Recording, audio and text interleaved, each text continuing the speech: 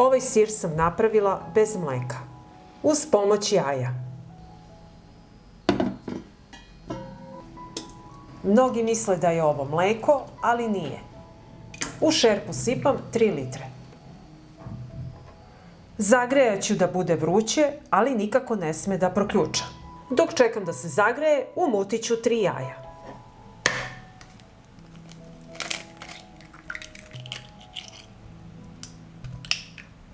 Dodajem kašičicu soli.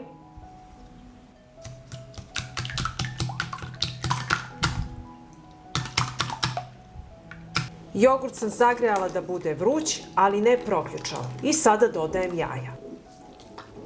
Neprestano mešajte. Kuvajte 3 minuta.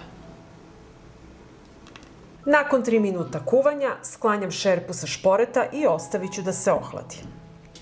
Potrebna mi je šerpa na koju ću staviti cediljku. Na cediljku stavljam gazu i procedit ću sir.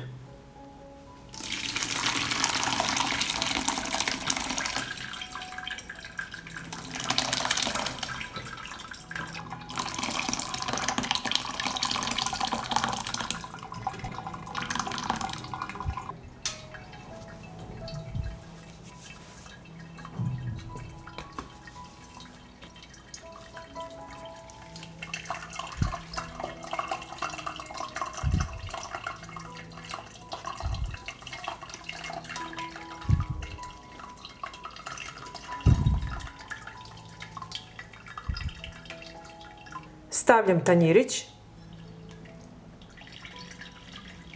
Pritisnite sa težim predmetom.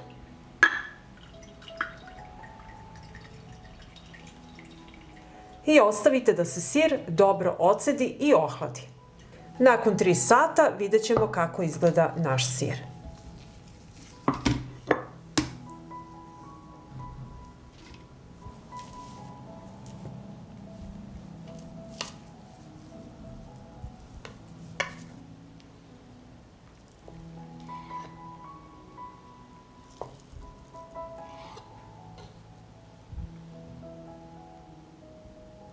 Možete ga koristiti za pite, slane kolače ili kao namaz.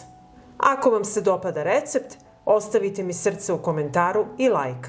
Hvala vam, dragi prijatelji!